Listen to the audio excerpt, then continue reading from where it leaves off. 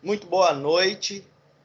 Estamos agora aí concluindo praticamente a nossa unidade 3. A partir da semana que vem nós estamos na unidade 4. Né? Essa atividade que eu passei para vocês, ela é referente à unidade 3. E na próxima semana nós vamos iniciar a unidade 4. Aquele questionário que eu falei que eu ia colocar para vocês, eu não coloquei porque eu queria dividir as semanas de trabalho. Então, nós já tínhamos um trabalho semana passada, então eu não via relevância colocar mais um. Então, eu vou ouvi-los, né, no trabalho, cada um. Eu quero ouvir, quero saber o que vocês analisaram, os 3 pontos solicitados. E, por fim, eu vou tirar dúvidas, claro, e nós vamos para o nosso tema de hoje, ok? Vou começar em uma lista cronológica aqui, eu vou começar pela Alessandra. Você fez o trabalho, Alessandra? Infelizmente não, professor. Não? Não, mas eu estou querendo... Tá. Antônia.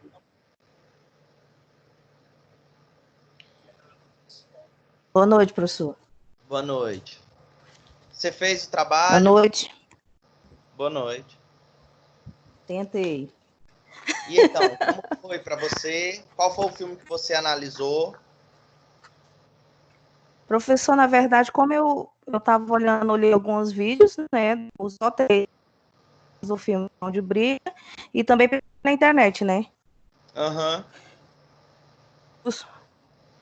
Em relação ao filme. Qual foi o filme que você tipo viu? assim, Foi o Cão que de deu Briga? para mim entender, o Cão de Briga. Tá, o que você encontrou? Isso. Certo. Me fale uma cena que você identificou. O que deu para mim entender...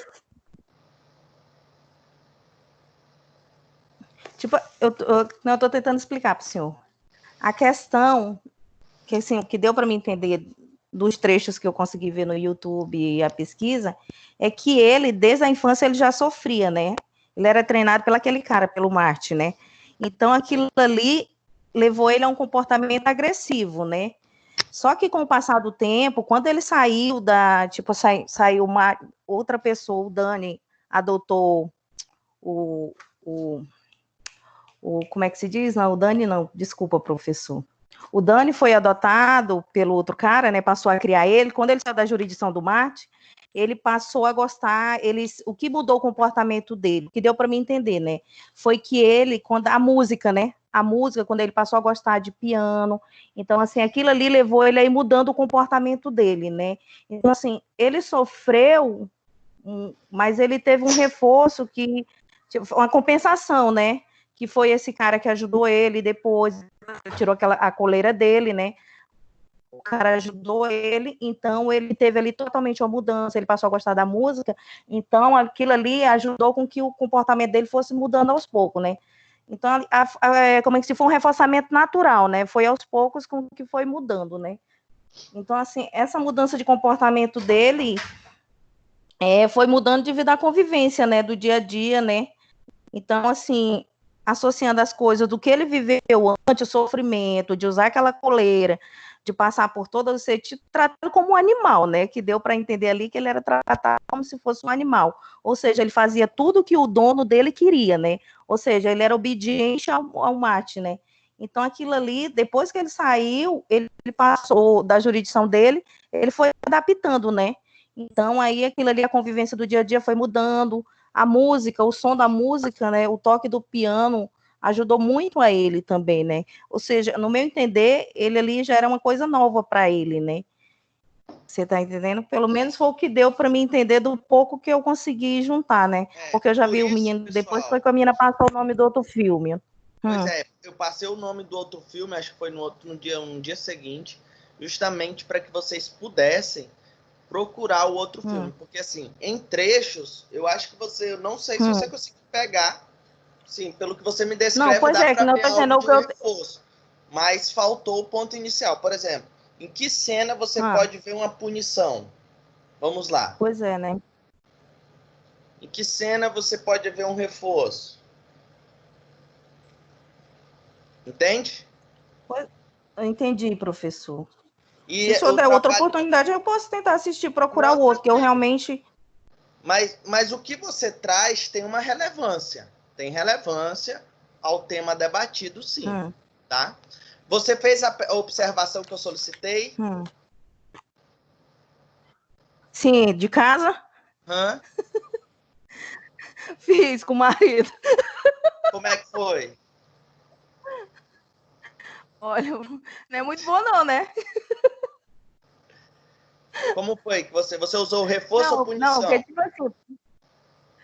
Não, eu uso reforço, professor. Porque, Tá. tipo assim, aqui, o que é que dá para aqui em casa? Porque, tipo assim, meu marido, ele é muito calmo.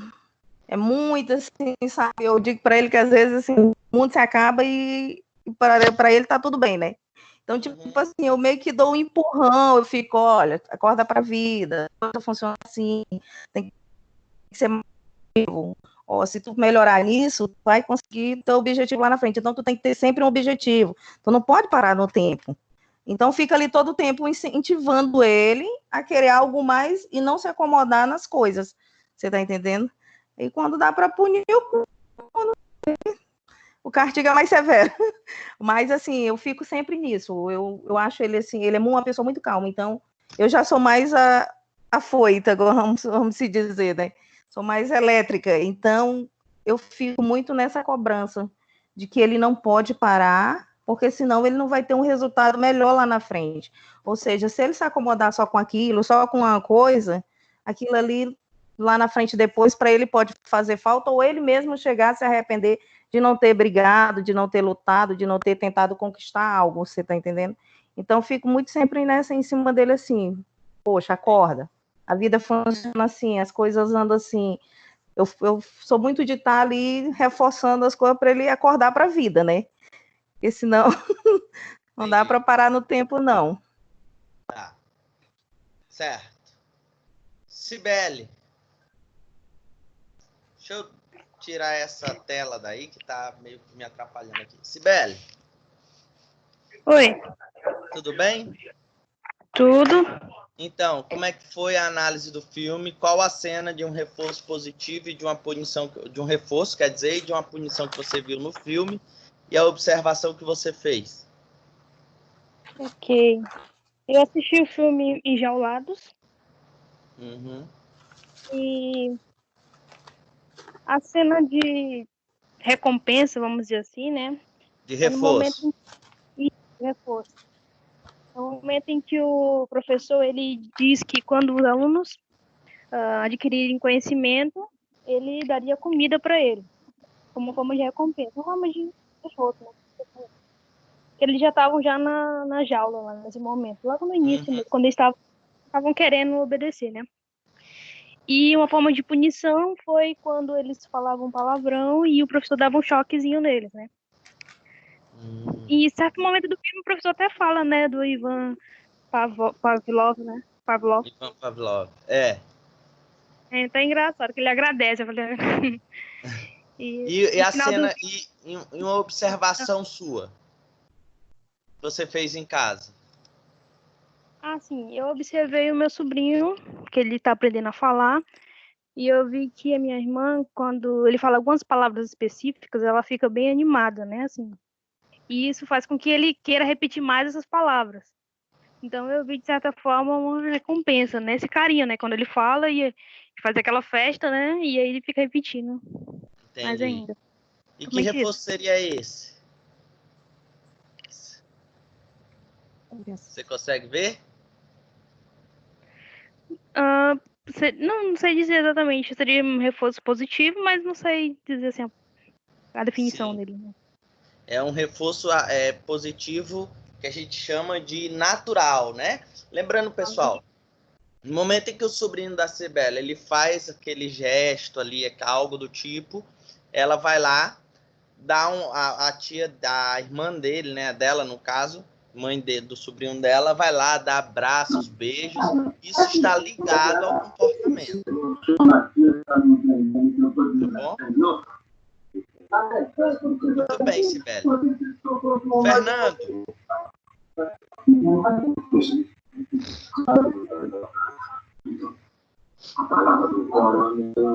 Oi, professor, boa noite. Boa noite. Você fez o trabalho? Sim, fiz, tentei. E aí, qual foi a cena do filme que você avaliou? Eu assisti o filme Cão de Briga. A Qual? cena que eu... Cão de Briga. Ah, tá. Acho que deve estar um pouco baixo. Não, mas pode falar.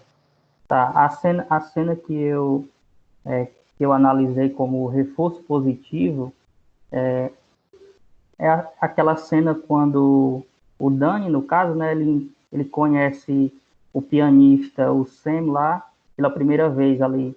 E ele ajuda o Sam a afinar o piano, né? E quando ele tá ali, e quando ele tá lá ajudando, o Sam fala para ele que ele tem potencial para aquilo, ele tem talento, né? E aí ele já fica animado e já vem aquelas lembranças do passado dele, né? Então essa foi a minha cena de reforço, no caso. Isso mesmo. Em relação a isso, em relação a de punição, eu peguei a cena ali logo em sequência, que ele tinha ficado de observar lá a luz vermelha para poder ajudar lá os compassos, e ele acaba esquecendo, e quando ele volta para lá, eles colocam ele na gaiola, né? Prende ele novamente e xinga, enfim, coloca vários palavrões. Então, isso é um reforço negativo, assim, que eu Uma considerei. punição. Uma punição, isso. Porque reforço negativo é diferente, né? Reforço negativo. Pessoal, reforço, todo tipo de reforço é aumento da probabilidade do comportamento acontecer. Reforço negativo é quando eu evito algo aversivo, é quando eu evito algo ruim. Então, o meu comportamento ele vai ser reforçado evitando algo ruim. Uhum. Por exemplo, eu vou pegar uma parte do filme lá, Enjaulados, por exemplo, um reforço negativo, né, que a gente pode ter. Eu começar a ler porque eu quero evitar pegar choque. É um reforço negativo. Tá? E na sua casa, Fernando, você fez a observação? Sim, na verdade, eu escolhi, eu considero como um reforço negativo, né? Porque eu acho como o senhor falou, eu acho que eu estou retirando algo aversivo da conduta. Então, por exemplo, a minha irmã, ela tem que acordar cedo para ir para o trabalho. Então, e ela estava chegando atrasada. Então, para ela não chegar atrasada, eu passei a acordar ela mais cedo, para que ela possa tomar café da manhã mais cedo e ir mais cedo, né? Então, eu acho que eu estou retirando essa questão dela não chegar atrasada, né? Isso mesmo, reforço negativo. Muito bem. Isso. Você evita algo aversivo, chegar atrasada nos cantos. Coloca o celular para despertar, acorda mais cedo e assim. Agora, cuidado para não reforçar ela, acostumar você a acordar ela. Tá na hora de fazer um comportamento de reforço aí para ela mesmo se auto-regular. É verdade. Tem que arranjar um positivo, no caso, né? Não, negativo também. Começa a pontuar para ela, deixa ela acordar. Se ela se atrasar, você pontua. Tá vendo? Você tá atrasada. Se você tivesse colocado o celular para despertar mais cedo, não se atrasaria. Você está punindo ela por algo que ela fez. Depois ela vai começar... Você está reforçando ela além de... Sabe qual é o reforço maior dela aí? É o reforço de esperar que você acorde ela. Sim, é verdade. Eu estou dormindo, eu sou reforçado, eu aguardo porque o Fernando vai me acordar. É mais ou menos isso mesmo. Mas muito bem, Fernando. Tranquilo. Hércules, grande Hércules. Estou vendo só tua carequinha aqui, Hércules. Estou aqui, professor. E aí, fez o trabalho, Hércules? Professor, dizem que é pecado mentir, né? E Não quem sei. mente é o pai da mentira. E então eu vou falar a verdade. Fez não. Eu não fiz, não. Tá. Lá Essas no pessoas... trabalho, Lá Essas no pessoas que trabalho, não fizeram ao final do debate, eu vou falar depois com vocês. Eu vou passar um trabalho diferente para vocês fazerem, tá? lá no, tra- Mas com nota reduzida. lá no trabalho, sexta-feira passada, vieram avisar a gente hoje, entendeu? Que a pessoa que estava trabalhando com nós estava com todos os sintomas do corona. Aí nós trabalhamos sexta-feira, trabalhamos hoje, aí recebi o aviso agora, você entendeu? De tarde. E eu tô sentindo assim meio abestalhado, meio desorientado, você entendeu? E, e não consegui me concentrar nesse final de semana, não. A verdade é essa. Tá, tranquilo. Mas aí o que o senhor passar aí, nós vamos fazer. Mas eu estou Massa. observando aqui essas pontuação aí. Tá observando. Jonathan!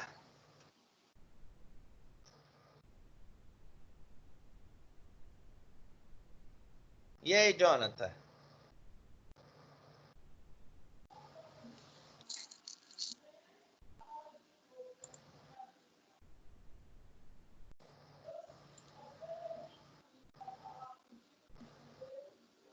Beleza. O Jonathan disse que tá com problema no microfone, mas beleza. Se você me escuta, depois a gente fala e aí você faz aquela questão.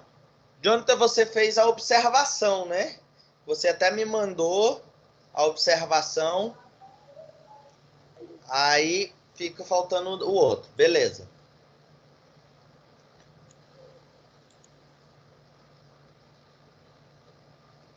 Certo. Vamos ao próximo. Luzia.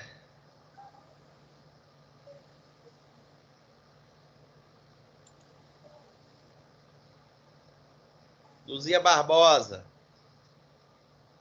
Égua, saiu. Maria Auxiliadora. Pois não, professor. E aí, fez o trabalho? Fiz, E aí, como é assisti, que foi? né? Os enjaulados.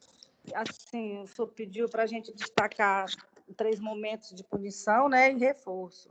Isso. Em 3 cenas. Professor, eu acho aquela música, assim, uma verdadeira punição.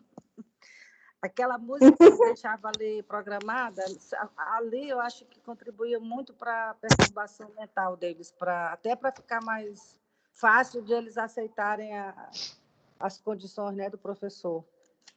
Então, ali, toda vez que passava aquela música, eu via que aquilo assim, era uma espécie também muito grande de punição, no geral. Agora, pontual, de forma pontual, era quando eles se recusavam a fazer o que o professor pedia, principalmente aquele rapaz, no meio de todos eles tinha um que resistiu até.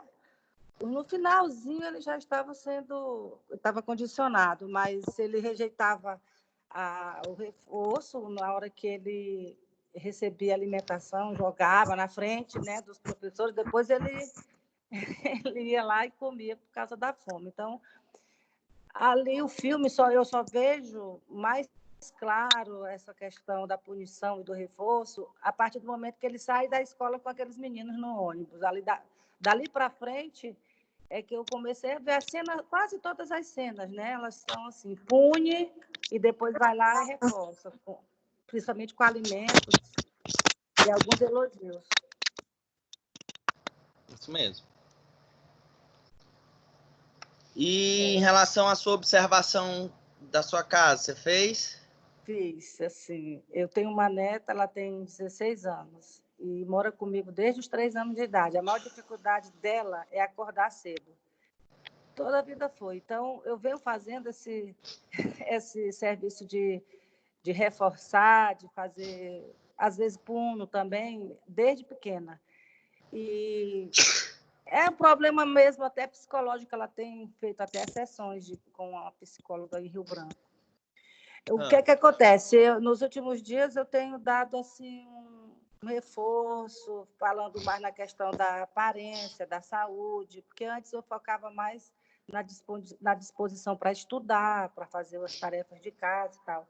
Agora eu estou trabalhando mais essa parte, que já é uma mocinha de 16 anos, de falar que ela está ficando cheia de olheira, que a pele dela... E esse pessoal é todo vaidoso, né? E eu percebi que depois que eu comecei a focar nisso, Ela já Peraí, começou... você pega e você fala que ela tá com olheira? Eu falo que ela está feia, resumindo, que está com muita olheira, que está pálida, que não está focada nas coisas, porque perde sono. À noite dorme muito de dia, entendeu? Então você pune ela, né? E reforço no momento em que ela já, os últimos tempos, ela já vem começando a mudar, A né? modificar.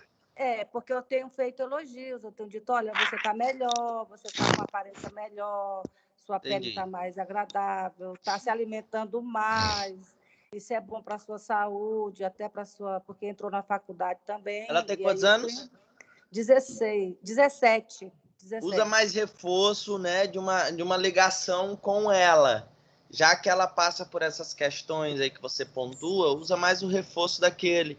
Parabéns, olha só como você tá melhor, fico muito feliz, vem cá me dar um abraço. Usa-se desses reforços naturais para poder esse comportamento se intensificar.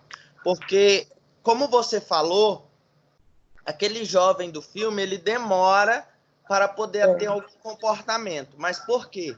Porque ele tem ali resistência à extinção. O que é a resistência à extinção, pessoal? Lembra que eu falei para vocês que todo comportamento ele pode entrar em extinção. Só que para entrar em extinção, ele vai ter aí 3 fatores que vão influenciar.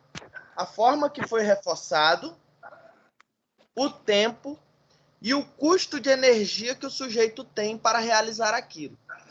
Existem comportamentos que vão ser mais difíceis de modelar. Então, para isso, é necessário que nós intensifiquemos, né, os reforços no sujeito. Professor, eu tenho feito isso também, né? Tenho elogiado, tenho dado mais, tenho tido tempo para ficar mais perto, porque geralmente eu não tenho, né? E esses tempos agora eu tenho falado muito a respeito disso, de que é bom, porque tem saúde, parabéns, porque você já... você acordou, ótimo, vamos fazer alguma coisa juntas. Eu acho que é muito importante isso mesmo, que o senhor falou aí. Ótimo. Ok, Maria. Obrigada, professor. De nada. Luzia, você retornou. Professor? Oi, Vê se tem alguém querendo entrar aqui, que o pessoal estava perguntando no grupo aqui. Tem não. Então tá.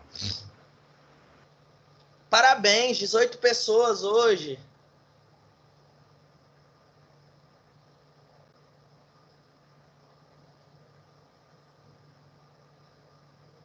Sua aula tá batendo recorde, hein, professor? Hoje tá. O máximo é 10, 11 pessoas. E aí, Luzia? Oi, aqui no fone aqui. O reforço é a nota, por isso tem muita gente. Tô aqui.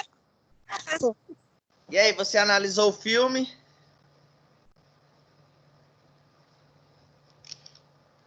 Analisei. Então, como é que foi? Me fale aí.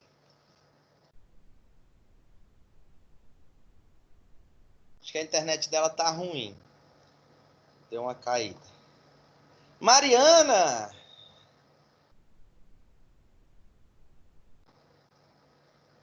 Oi, professor. Tudo bem? Quanto tempo, né? Professor, eu estava tendo umas crises de enxaqueca, voltei agora. Você vem sempre aqui, Mariana? Eu estava proibida de participar das aulas. Cuidado com essas proibições de aula, que isso que reprova, mulher. Tava assistindo o conteúdo? Não. Então, nada. Recapitule todo o conteúdo, tem trabalho a ser feito, tá? Tá bom. Tá ok. Luzia! Oi, professor, tô aqui. Professor. Falei sobre o seu processo lá de análise. Eu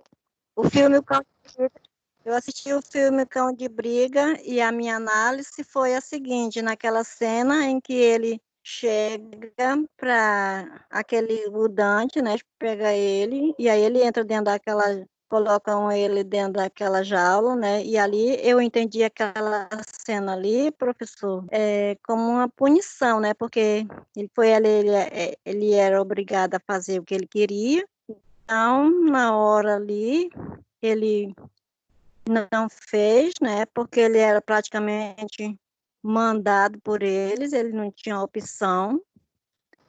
Então, eles faziam o que mandavam. Então, eu achei a dicção, né, que dava choque nele e tudo mais ali dentro, com aquela coleira ali. Aí, a cena de reforço, porque eu achei aquela cena ali que ele passou a conhecer a música, né, através do piano, né? Então, ali ele começou a mudar o comportamento dele, porque ele gostou muito, né? E ele ficava pedindo, né? Queria um piano, que queria um piano, né?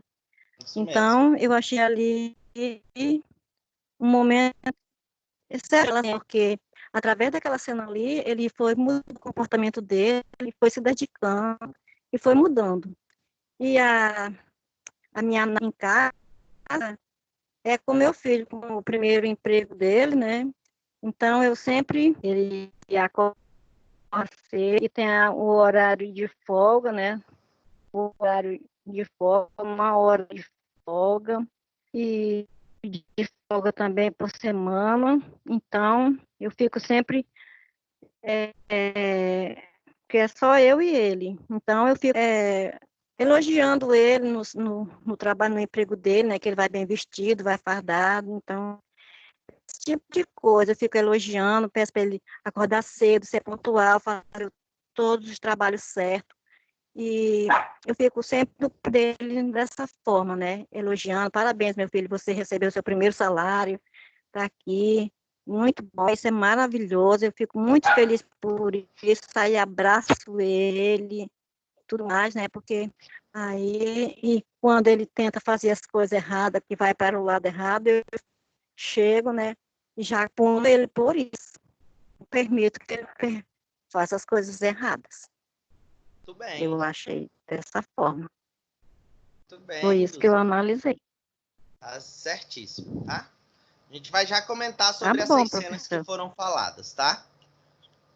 Tá, Mayan, muito obrigado, professor. de nada, Luzia. Mayan, Oi. fez? Hoje Sim, senhor. E aí, como é que foi? Então, eu assisti o filme Cão de Briga. Tá dando me escutar direito? Tá dando pra escutar. Beleza. Eu assisti Cão de Briga.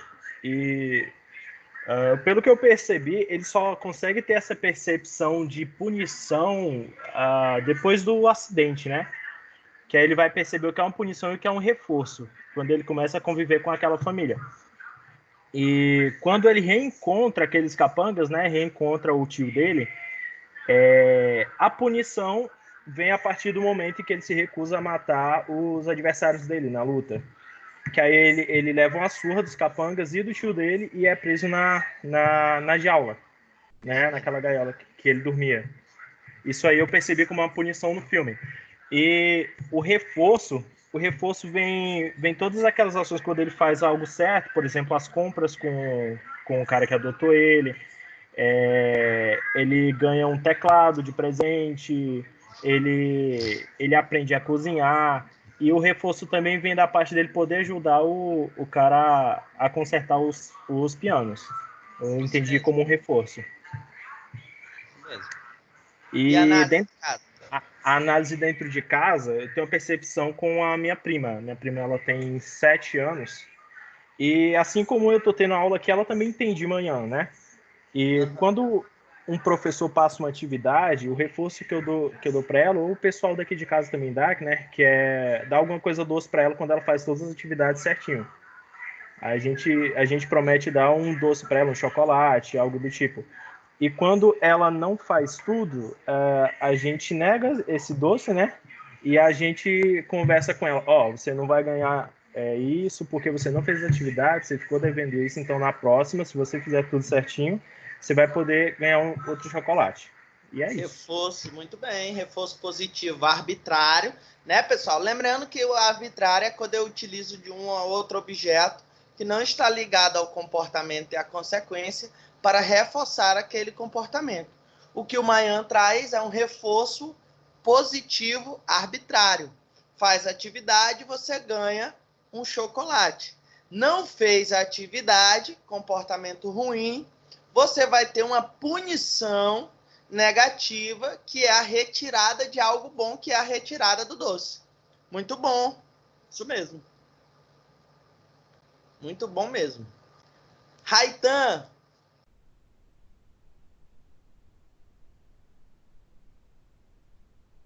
Oi, professor. Bom. Boa noite. E aí, fez o trabalho? Negativo, não, senhor.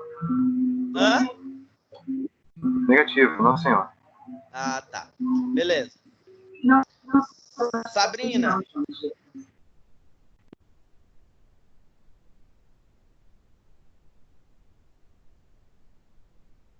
Sabrina fez.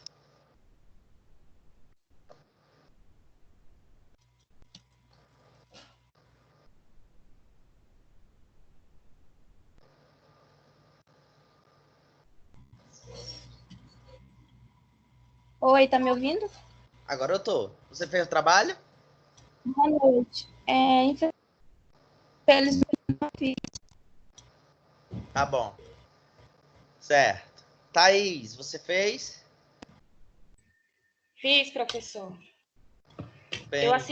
Eu assisti ao filme Enjaulados e teve uma cena em que uma aluna, ela conversa com outro aluno, explicando para ele que a sobrevivência deles dependia do aprendizado, né? Que ele precisava estudar porque ele era o único que não estava lendo os livros. Então, ao ter essa orientação, ele de início ele não leu, mas ele passou a observar a leitura dos colegas. Então, quando o professor ia fazer a pergunta para ele, apesar de não ter lido, ele sabia responder porque ele observava a leitura dos demais. E uma punição é que toda vez que eles falavam palavrão, eles levavam um choque.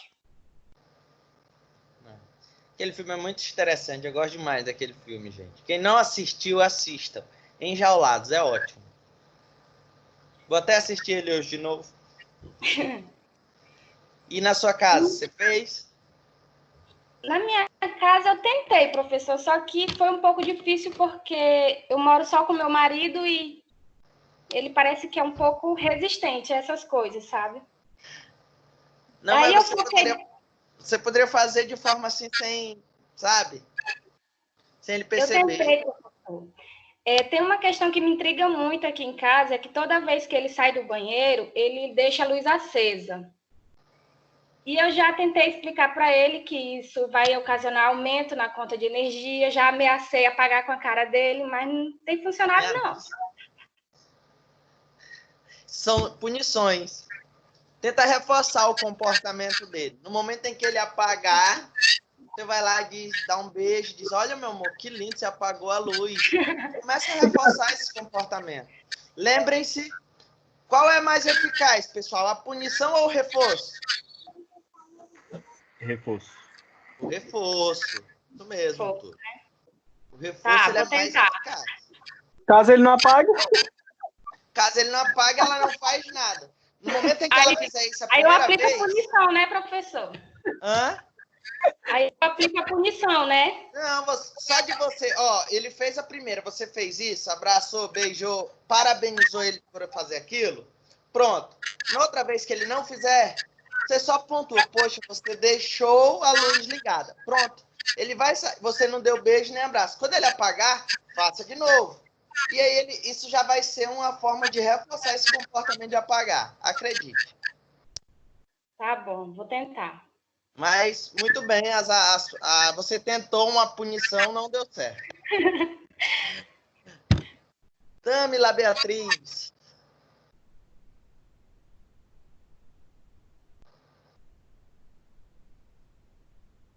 Oi, professor. Tudo bem? Tudo e com o senhor? Tudo bem. E aí, fez o trabalho? Fiz. Deixa eu lhe falar, ó. O trabalho eu levei mais para nossa comparação de hoje. Porque assim, ó, no filme, né, como os meus colegas falaram, eu também observei, muitos dos professores, eles tinham receio pelos alunos, porque os pais, como fazem ainda hoje em dia, eles pegam os filhos e matriculam e não dão educação e querem que os professores eduquem, certo? Certo. Então, eu levei o filme mais para esse lado, porque, assim, ele mostra o filme que a educação que os alunos não tinham, nem com a família e nem com os professores, ela desenvolvia muitas habilidades. E uma das habilidades que os alunos tinham com os professores era de ficar, tipo, querer massacrar e ficava com ignorância. E quando eles iam falando os palavrões dentro da sala de aula, quando não fazia as atividades, a punição era eles ir para dentro das aulas e eles levavam muitos choques. Então, essa foi a parte que mais me chamou a atenção, porque, querendo ou não, apesar de eles saberem qual era a punição que eles estavam levando, eles não procuravam melhorias. Eles não procuravam melhorias.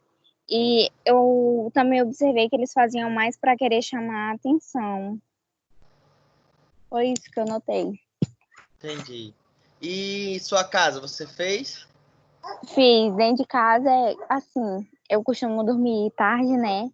E aí a minha mãe, ela gosta muito de me punir. Tipo assim, eu notei com ela, porque como eu vou dormir tarde, porque às vezes eu fico mexendo no celular, ou então eu fico vendo as videoaulas, e aí eu boto o celular para despertar, e quando eu vou me acordar, quando ele desperta, eu desligo.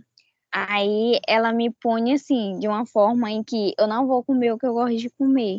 Tipo, eu não gosto de comer comida salgada, eu gosto de comer muito doce. Então, quando eu não faço o que ela manda, ela tira as minhas coisas doces. Não deixa eu comer. Isso é o quê? Punição. Tô sendo punida. Punida negativamente, retirando algo bom de você. E quando eu faço as coisas que ela manda, que eu acordo no horário que ela decide, aí eu fico livre. Então, eu não sou punida, como é que é o nome? É um reforço. É um reforço. É um reforço positivo. Reforço positivo. Que ela me incentiva. Se eu faço coisas boas, eu vou ganhar coisas boas. Se eu faço coisas ruins, eu vou ganhar coisas ruins. Punição, muito Ou bem. Ou talvez nem ganhe. Normal. Muito bem, Tamila. Muito bem. Túlio!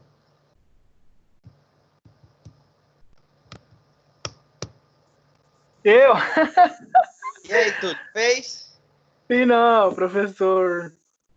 Fez não, né? Fiz não. Massa. Massa, é? Nem a observação em casa fez? Não, professor. Eu assisti esse filme, mas faz tempo, eu não tô muito lembrado das cenas. Beleza. Mas não fiz, não. Beleza. Tranquilo. Vitor!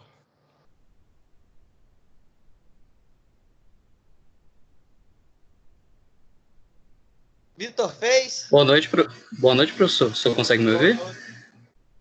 Consigo não, te ver não. Ligou a câmera? Não, tô perguntando se o senhor consegue me ouvir direito. Ah, te ouvir consigo. Ah, perfeito, então. Bom, eu assisti o filme Cão de Briga. No Cão de Briga, eu pude observar que uma cena de um reforço negativo é quando o Danny, no caso, o protagonista principal do filme, ele chega ao ponto devido ao que o gangster está querendo fazer com que ele volte para a vida que ele tinha antes, ele chega ao ponto de quase matar o gangster.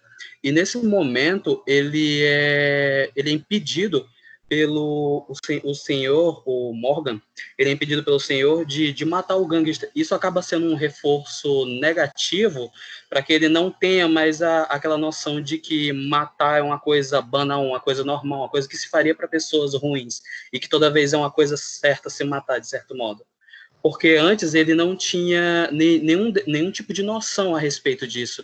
Então, quando, por exemplo, no início do filme, a coleira dele era tirada, ele espancava qualquer pessoa que tivesse, digamos assim, fosse inimiga do seu dono, que ele considerava como um dono, até o dono colocar a coleira de volta. E foi isso que eu observei.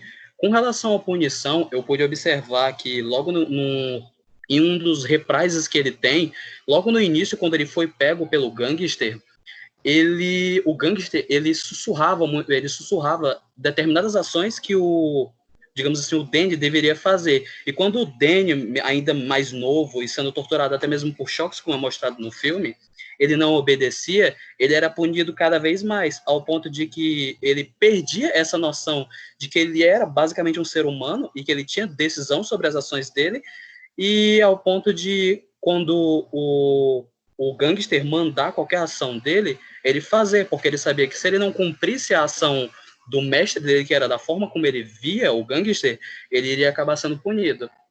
Indo para o caso já da família, eu tenho um sobrinho, e esse meu sobrinho, ele é bem novo. E acontece que, por muitas vezes, a mãe dele, ela acabava realizando as coisas que ele queria para ele não ficar chorando, gritando, basicamente birra de criança. Só que era uma coisa, tipo, ele gritava muito alto, e aí, imagina pais chegando ao trabalho, tarde, estressados, e não estão muito interessados em ouvir esse tipo de coisa, imagino. Aí aconteceu que, com o passar do tempo, ela notou que fazer exatamente o que ele queria só resultava em um reforço para ele continuar chorando e esperneando para ela dar o que ele queria. E ela parou de dar o que ele queria e começou a punir ele, tirando alguns brinquedos dele, algumas coisas, para que ele não fizesse mais isso. E toda vez que ele parava de digamos assim, chorar, espernear, querendo obrigar, de certo modo, a mãe dele a realizar algum desejo dele, ele era recompensado. E isso acabou que, com o tempo, mesmo ele sendo uma criança muito pequena, ele entendeu que, tipo, toda vez que ele fizesse aquilo, ele seria punido, e toda vez que ele não fizesse, ele seria agraciado de alguma forma. Isso mesmo. Muito bem. Reforço e punição. Muito bem mesmo. Boa análise.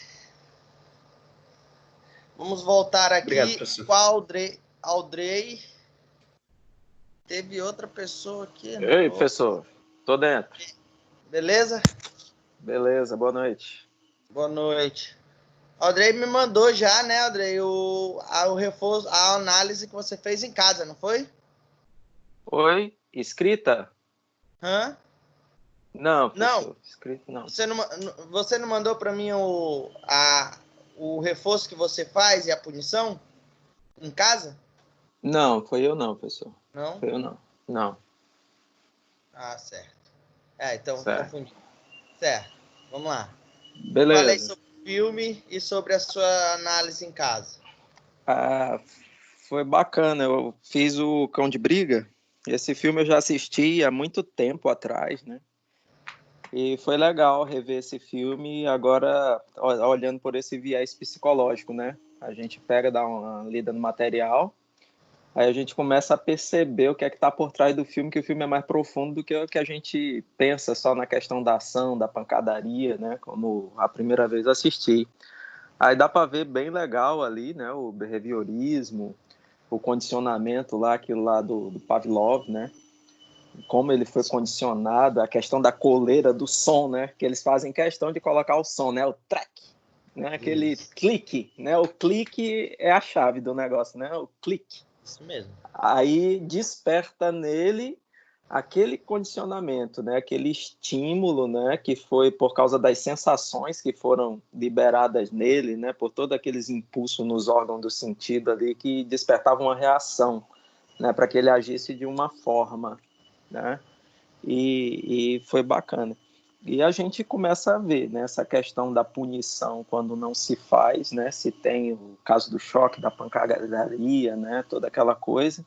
E no caso a recompensa, o tapinha nas costas, esse é meu garoto, olha aí como você faz parte, né? Você é uma criatura muito boa, você é meu, né? Você é minha família, né?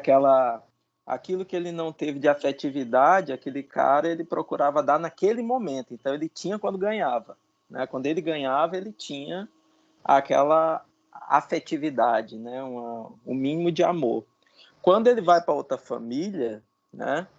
Aí ele começa a ter um parâmetro agora, né? Do que aquilo que ele recebia, na verdade, não era o que deveria ser, né? Dentro da normalidade, né? E então ele começa a ter agora uma outra noção, né, do que seria um estímulo novo, né, um estímulo bom, o beijo, né? Lembra lá da parte que ele recebe o beijo, né? Aí ele pergunta o beijo, né? Poxa, molhado. Quer dizer, ele não tinha nem noção do que era uma afetividade de um beijo, né? De como aquilo foi bom, né? Como foi doce, né? Como ele fala, né? E como aquilo marcou na alma dele, né? Que traz uma impressão que faz com que ele comece a ter aquela experiência de quebrar aquele comportamento antigo, né? Então aí a gente vai ver como o material ele fala que por mais que ele apresentasse aquela condição de violência desde pequeno, porque ele sai do armário e já ataca o cara, né? Que o velho lá viu que ele tinha uma tendência, né? Essa tendência ela pode ser modificada quando você muda o ambiente, né? E a pessoa começa a ter um outro ambiente, né? Com uma outra estrutura, recebendo novos estímulos, novas sensações que vão mudando a percepção. E a percepção dele começou a ser modificada, né? Ele começa a ser transformado ali por causa daquele parâmetro, né, que ele começou a ter para julgar, sendo tratado como gente, não como bicho. Lá ele era tratado como o bicho é meu cão, e de repente ele passou a ser tratado como um filho, né, como um ser humano amado, né? E começou a receber o que era positivo contra aquilo que era negativo. Que aí a gente entra até naquela questão da reabilitação dos adolescentes, né, que tem os transtornos, né? Quando começa a receber algo de diferente, né, começa a ter uma outra postura. Eu tive experiência quando fui diretor de escola, né, com essas questões, alguns alunos que tinham esses transtornos, né, quando eu começava a tratá-los de uma maneira que eles se sentiam aceitos, né, eles começavam a mudar o comportamento deles porque eu estava pedindo, né, porque eu estava falando que tratava eles de maneira diferente, né, e ali a gente vê isso. Em casa aqui eu tenho um sobrinho especial, né, aqui vizinho, a gente mora aqui do lado do meu irmão, ele é especial e está numa luta contra o peso, então ele tinha mania de comer lá na casa dele e vinha comer por aqui também. Aí começou a briga, né? No começo a gente começava a recriminar, mas não adiantava, ele tinha um comportamento de esquiva, né? A gente começa a perceber a esquiva. Né? Na frente ele concordava lá da mãe dele, mas quando saía ele fazia aquilo que queria, né? E então a gente começou a fechar o cerco aqui e ele começou a mentir, né? Dizer que tinha comido lá e eu comecei a rebater. Rapaz, você está mentindo, né? Então primeiro recriminei, confrontei na frente da mãe, ele ficou sem jeito. Depois um dia ele mentiu, ele falou a verdade, eu fui e fiz um doce para ele, dei um docinho para ele, né? Ele ficou feliz. Então, hoje ele já chegou, já dizendo, eu perguntei, você já almoçou lá? Ele, já almocei, tio, já almocei. Aí peguei e dei um pedacinho de carne para ele, né? Ele já ficou com, não, estou satisfeito, né? Então, fazendo essa ação positiva, né? Reforçando o sujeito a ter um comportamento de veracidade nas palavras, né? Isso, por mais que ele tem uma mentalidade assim de uma criança de 3, 4 anos, né? Já tem 26 anos. Mas assim, entende. E foi muito bacana. Muito bom. Muito bacana. Muito bom eu mesmo. só não escrevi, professor. Eu tive um problema de conectividade, tranquilo. Aí eu soube pelo grupo, né? Que foi colocado no grupo, eu vi. Não era para escrever, não. Hoje era o nosso trabalho, ele era mais esse comentário mesmo. Mas foi muito bacana, eu achei muito interessante poder avaliar o filme e com esse olhar, foi produtivo para mim. Que bom. Deixa eu só tirar uma foto aqui de quem está presente. Já. Bem, pessoal, todos falaram? Quero tirar dúvidas agora sobre o conteúdo. né, para que eu possa adentrar no novo conteúdo, né? Quem tem dúvidas sobre a aula que assistiu, quem não teve na última aula e que assistiu e está em dúvida.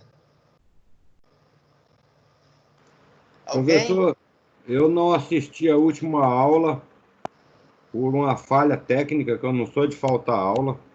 Verdade. E também não consegui assistir esse filme porque não consegui, entendeu? Baixar no computador aqui. Eu não sei como é que faz para baixar e não sei como é que assiste, entendeu? Não, tranquilo. O que vai acontecer?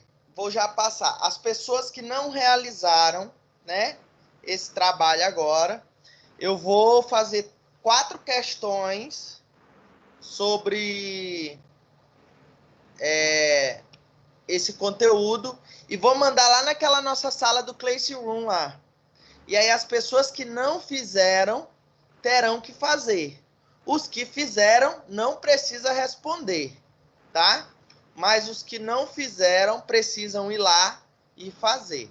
Tá ok? Tá ok. Vou colocar umas 4 questõezinhas, 4 perguntas lá no Classroom. Lembrem lá daquele código do Classroom para entrar na nossa sala. Quem não tem o código ainda, pega com a turma, tá? Fernando, como é seu nome completo? Só para me colocar aqui. Professor, é Francisco Fernando Nascimento Fernando Souza.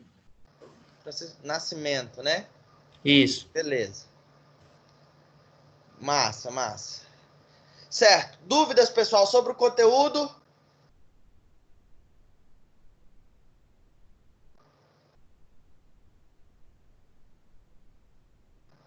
Tranquilo. Por enquanto, tranquilo, né, professor? O Jonathan disse que hoje está ruim aqui. Para mim, ele era esse Jonas Castro também.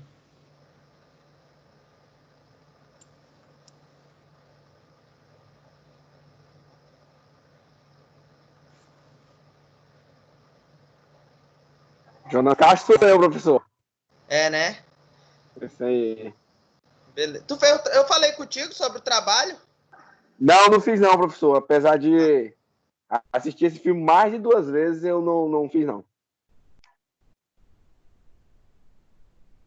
Beleza. O Elton chegou agora. Elton, você fez o trabalho?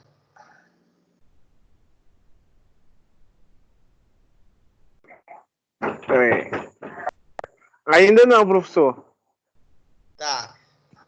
Quem não fez o trabalho, tá? Vai estar lá no Classroom, lá naquela nossa sala, no Classroom. Passem para a turma de vocês esse informativo. Aos que não fizeram o trabalho, terão que responder as perguntas que estará lá no Classroom, tá? Ok? Pois bem, então, já que não tem dúvida sobre o conteúdo, vamos adentrar ao nosso tema novo.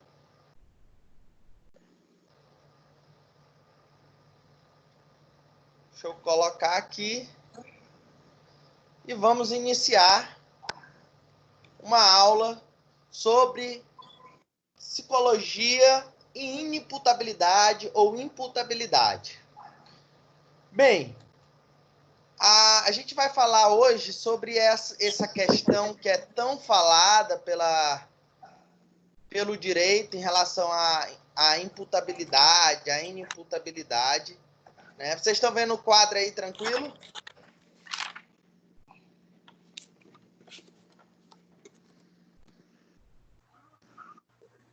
Sim, tá ok o quadro. Dá para ver. Beleza. Então vamos lá. O que seria esse processo do estudo da imputabilidade? Bem, o objetivo geral é o estudo do comportamento dos autores jurídicos no campo do direito, da lei e da justiça. Então, assim, pensando em buscar levar uma boa compreensão, uma boa relação entre os atores jurídicos e os seus agentes, Ou seja, atores jurídicos, aqueles sujeitos, né, que praticam o poder da lei, e os agentes, que são a sociedade em geral.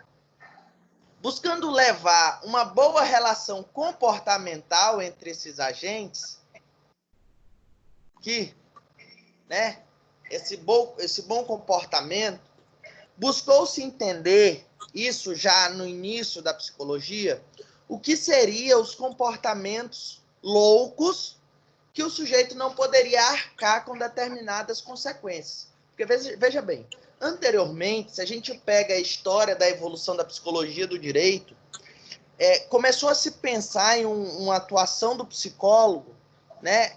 Do psicólogo não, da saúde mental, voltada justamente para esses sujeitos que tinham uma debilidade, né? Uma dificuldade de compreensão sobre os atos que estavam acontecendo.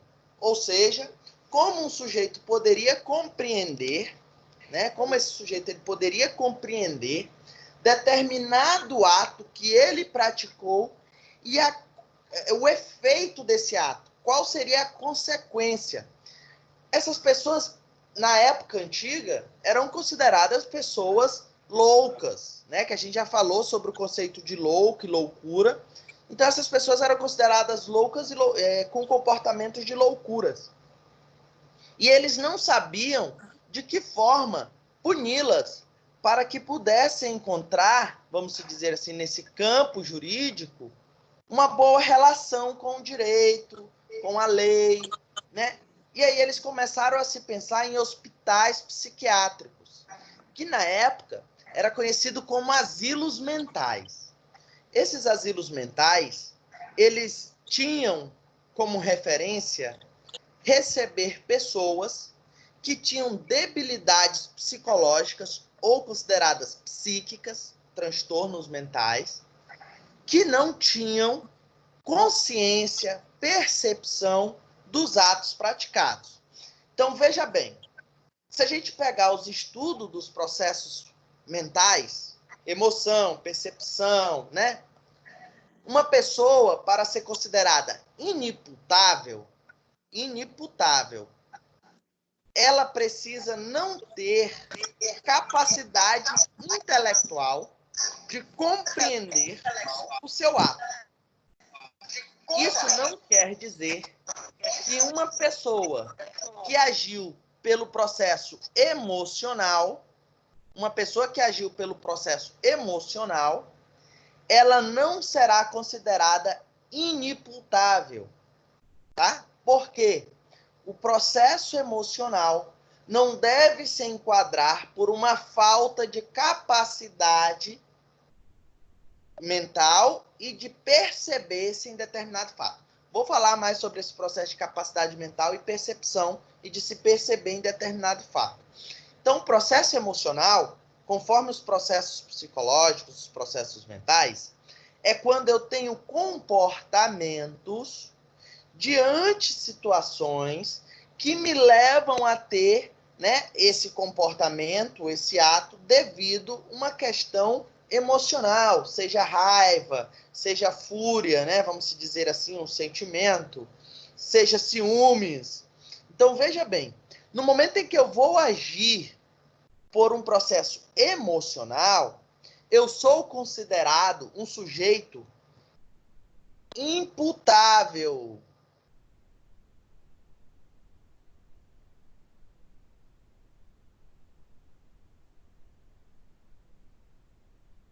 Eu sou imputável.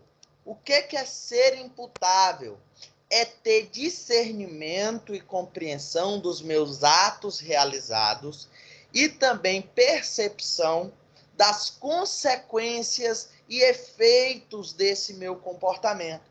Então, eu compreendo isso. Então, um sujeito que é imputável, ele é considerado, segundo o direito, artigo 26 do Código Penal, o sujeito só é considerado inimputável se não tiver, na verdade, capacidade mental, intelectual, de compreender os seus comportamentos e de se perceber-se no fato em que ele está presente. Senão, eu sou considerado um sujeito imputável. Veja bem, quando eu estou em um processo emocional, eu estou sim tendo consciência sobre o que eu estou fazendo. A diferença é que eu atendi a um processo de comportamento devido às questões emocionais e não por uma questão racional. Por isso que é interessante estudarmos as questões de emoção, percepção, sensação e sentimento, né? Razão. Então, razão, a gente já falou sobre os processos emocionais, é quando eu tenho uma racionalidade, eu tenho uma compreensão. Deixa eu tirar esse foco de trás aqui da minha tela. É quando eu tenho um processo racional, perceptivo, sobre o que está acontecendo em minha volta. Então, quando eu sou um sujeito racional, quando eu vou agir pela razão, eu tenho essa consciência, eu tenho uma plena consciência. Quando eu não tenho consciência nem percepção, ou seja, eu percebo, eu consigo perceber o que me levou a ter esse comportamento, eu consigo perceber o acontecimento, o fato em si, e eu consigo perceber o que vai acontecer depois dele. Isso quer dizer que eu tenho percepção e razão, consciência. Mas se eu não consigo, eu posso ser considerado inimputável. Diante disso, se alguém tiver dúvida, pode abrir o microfone e falar. Diante disso, né, o direito, ele classificou 3 enquadramentos, olha só, existe 3 enquadramentos, né, sobre o processo de imputabilidade, que são os sujeitos considerados, deixa eu só, imputável, né, que é a imputabilidade, ou seja, eu tenho total consciência e discernimento do que vai acontecer, do que eu realizei e do que é como causa-efeito, né, desse ato. Então, eu posso responder plenamente sobre os meus comportamentos.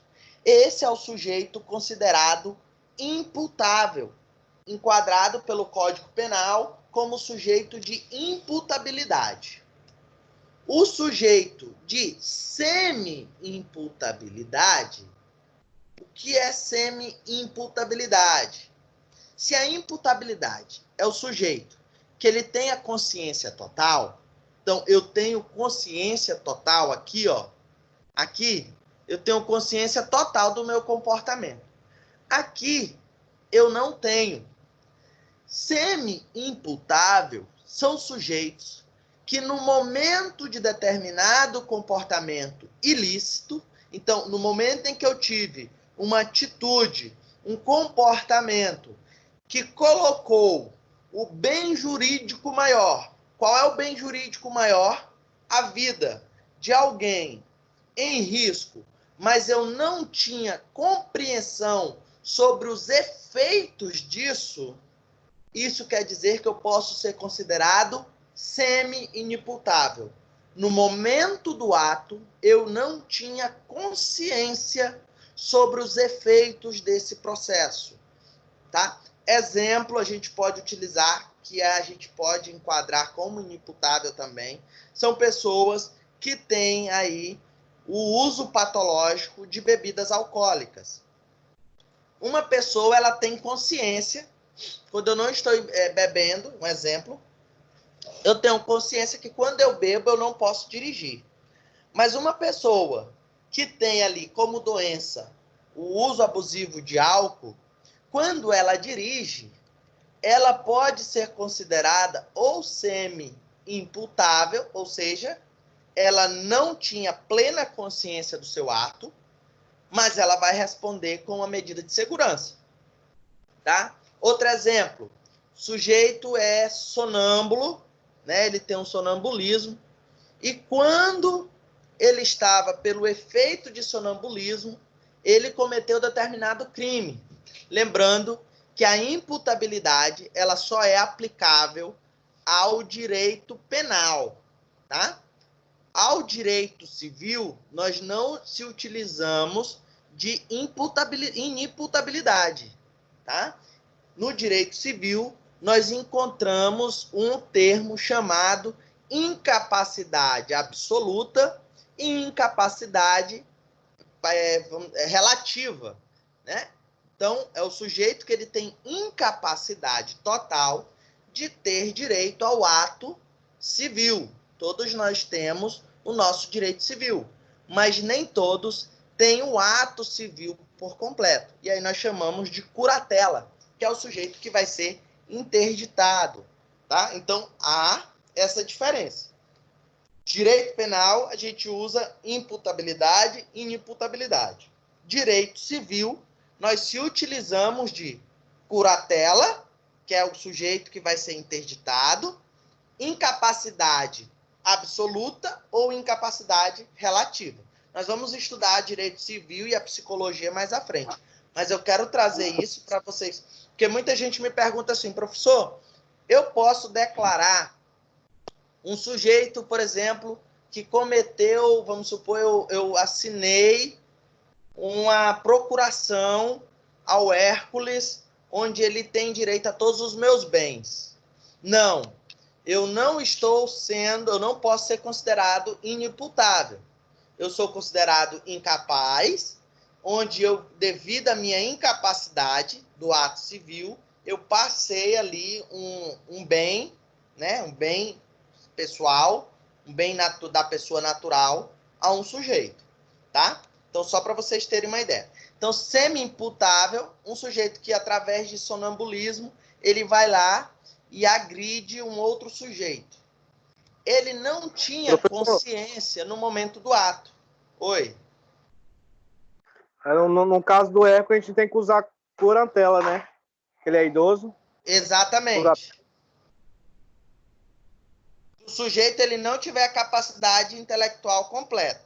Tá? Hoje em dia, só é incapaz absolutamente menores de 16 anos. Tá? Acima de 16 anos, não se utiliza mais incapacidades absolutas, ou seja, a curatela total. Pessoas maiores de 16 anos, 18, vou colocar 18 anos, né, que não têm essa capacidade, elas são incapazes relativamente, onde o seu curador tomará decisões dos seus atos civis, não todos, alguns, né, mas diante a presença do curatelado. Então, se um sujeito X foi realizado o processo de interdição dele, ele foi curatelado, se alguém quer vender a casa desse sujeito que está curatelado, o curador dele só pode praticar esse ato se ele estiver presente e diante de decisões cíveis, né, ajuizadas. Bom? Então, como eu estava falando, se um sujeito está diante um processo de sonambulismo, né, que é um transtorno do sono, e ele comete um crime, o que é que pode acontecer? Esse sujeito pode ser considerado semi-inimputável, tá? Ou seja, ele tem a plena consciência, ele tem a capacidade mental dele, a capacidade intelectual, ele consegue se perceber, porém, entretanto, todavia, no momento do ato, ele não estava em sua capacidade intelectual, sua capacidade mental, e ele não se percebia, somente no ato. O sujeito que é inimputável, né, é o sujeito que ele tem um enquadramento em algum transtorno mental. Então, esse sujeito, ele não tem consciência de nada que ocorre à sua volta. Nem antes, nem no momento e nem o que vai vir a acontecer. Então, é um sujeito que ele tem um adoecimento mental, que eles consideram retardos intelectuais, retardos cognitivos, e eles não conseguem se enquadrar nos seus processos de capacidade intelectual, de perceber, né, os processos que ocorrem em sua volta. Exemplo, um sujeito que a gente até falou dentro de sala algumas vezes, que matou aqui uma pessoa porque ouviu o cachorro dizendo para ele fazer aquilo. É uma pessoa que já era diagnosticada com esquizofrenia, né?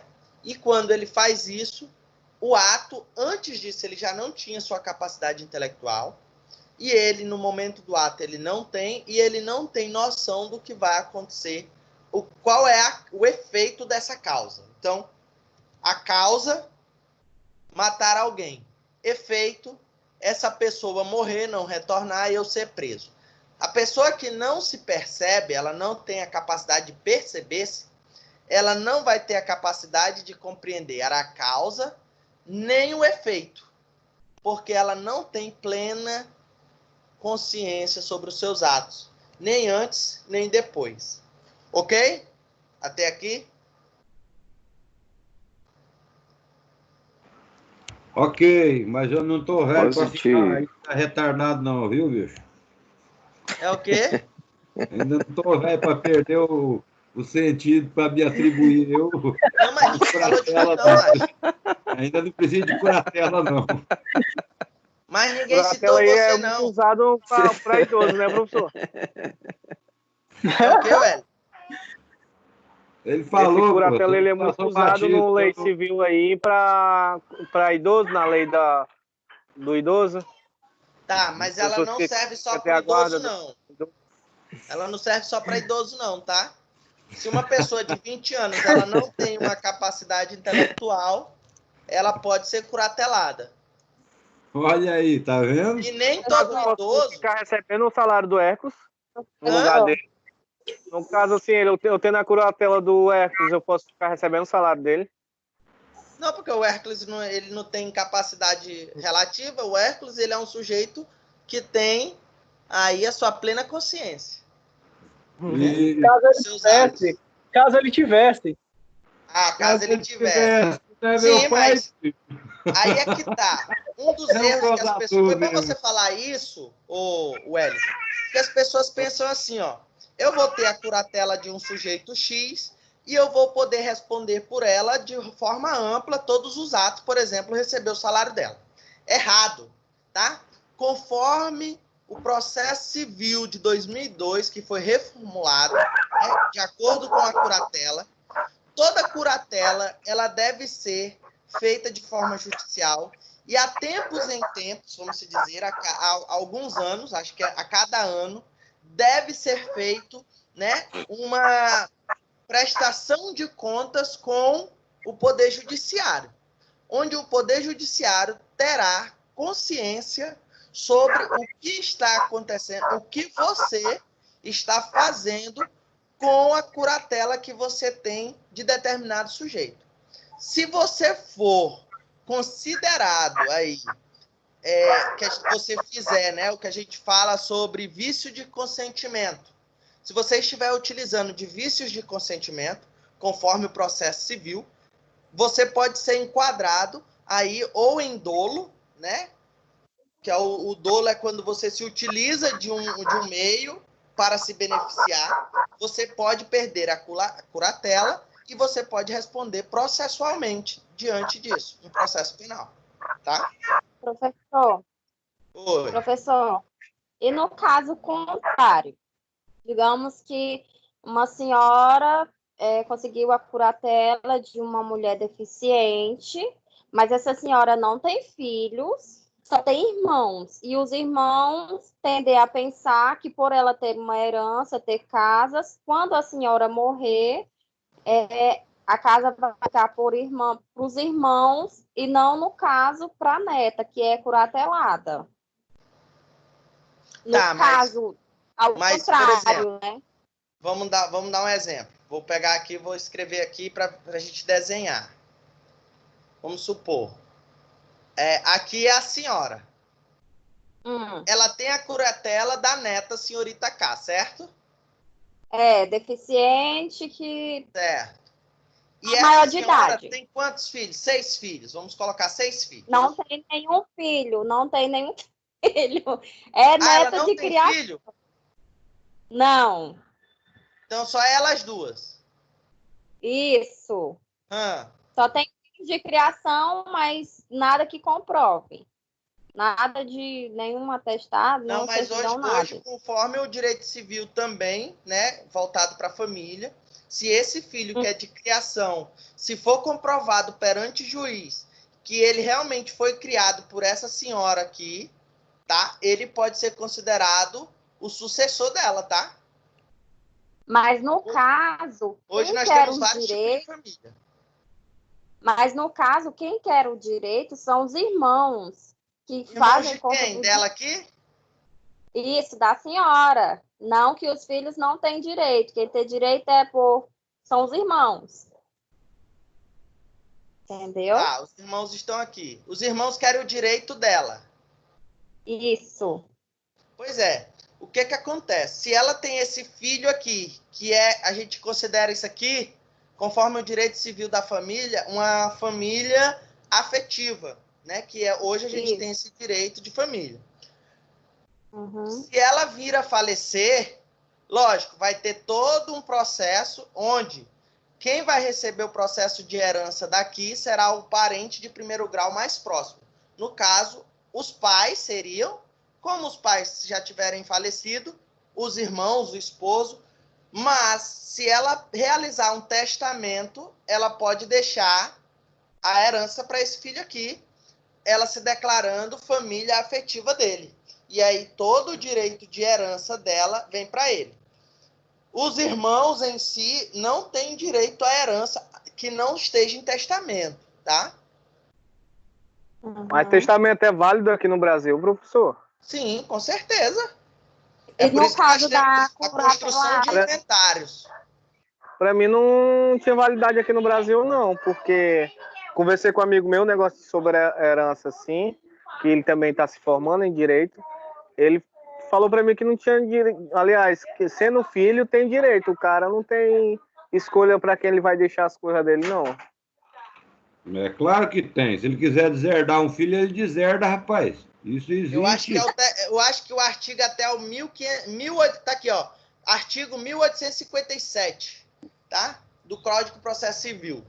Tem sim, é um direito do sujeito eu deixar a minha herança para quem eu quiser. Agora, lembrando, né? Se, por exemplo, essa senhora vai deixar toda a sua herança para esse filho aqui, ó. Se ela quiser, né? Se ela tiver. Se ela quiser. Não, se ela quiser. E no caso da curatelada? Não, aí no caso, a curatelada... Quem é o pai dessa curatelada? É falecido. Ela é órfã. A mãe também? Sim. Aí, no caso, a curatela vai para o familiar de mais grau, né? Mais próximo grau, por exemplo. Se não tiver, aí a justiça, o Estado, é o dono da curatela dela, tá? Se não tiver sucessores, por exemplo, não tiver pai, mãe, irmão, não tiver tios, avós, né? Aí, se não tiver, a curatela vai para o Estado, onde o Estado vai arcar e ficar de responsabilidade desse sujeito. Professor, lá nos Estados Unidos... E se no caso a curatelada ela for filha afetiva e comprovada, então dá na mesma do filho, né? Mas aqui ela aqui, ó, a gente sabe que ela já tem, uma família, né? Um registro com isso. Para ela comprovar a filha dessa daqui, precisa também fazer todo o processo de comprovação igual esse aqui, tá?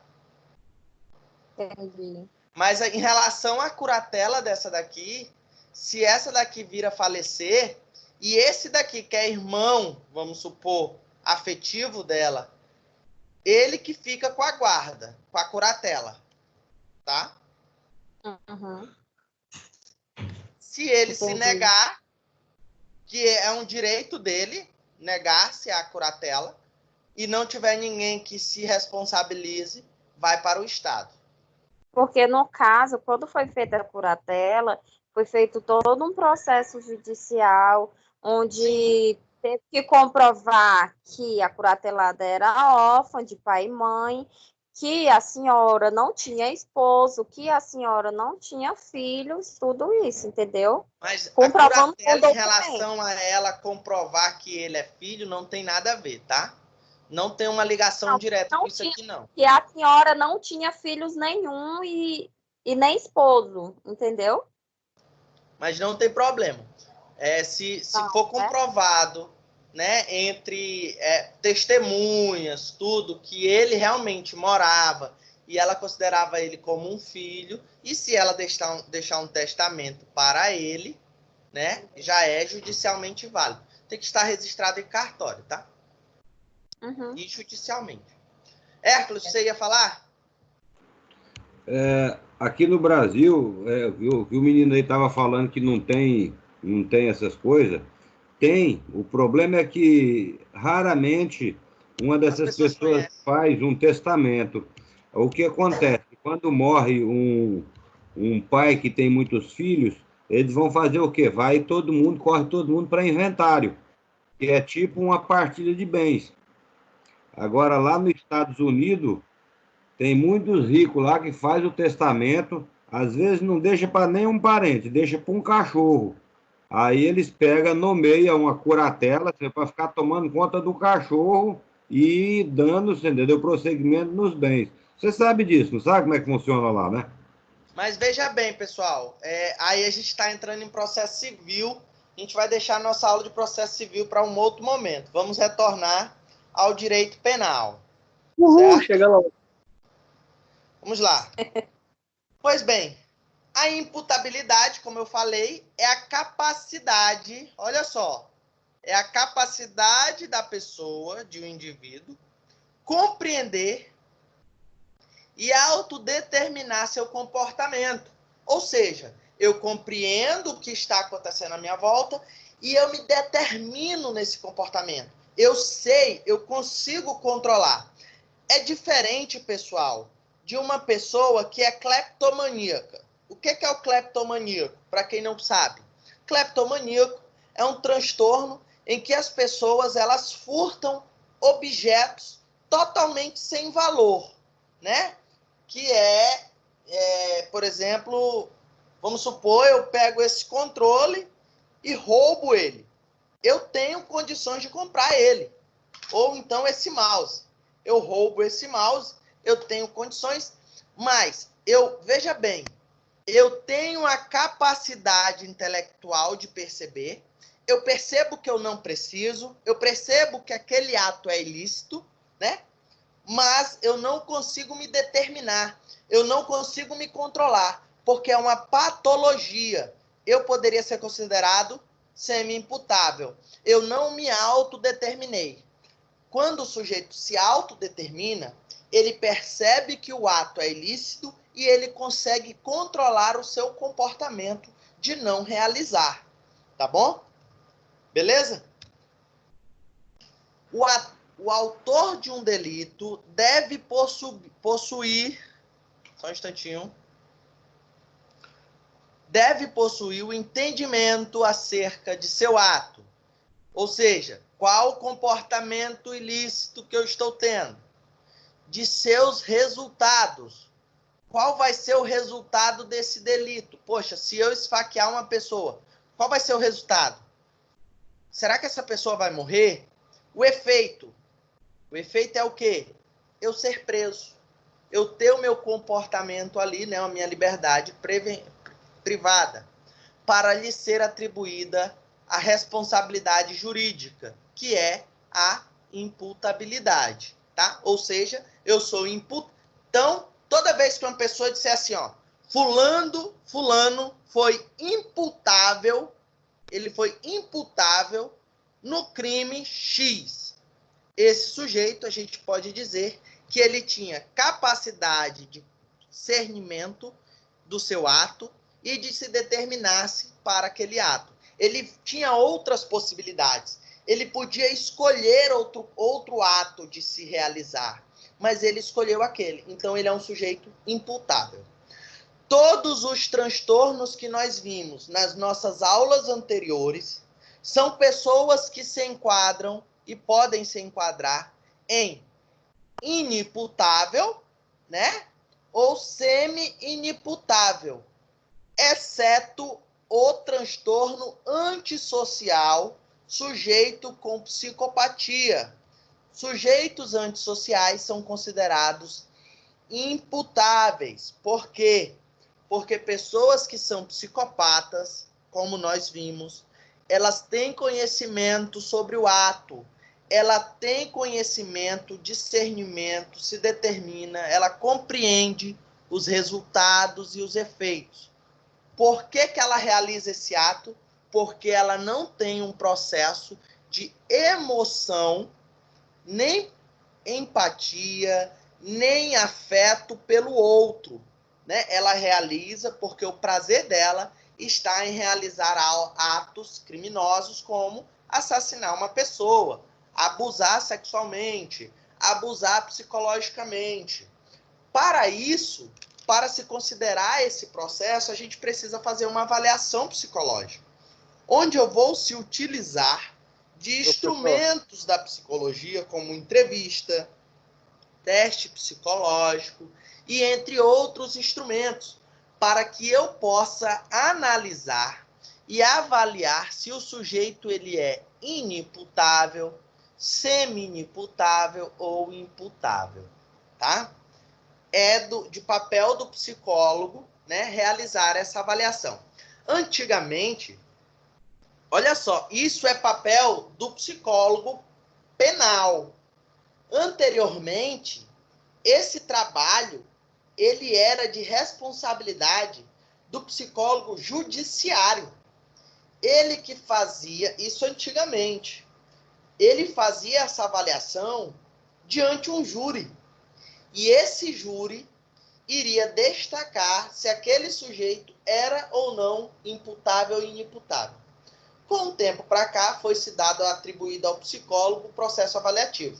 Até porque somos nós, psicólogos, que temos a prática e o manuseio dos instrumentos de avaliação psicológica.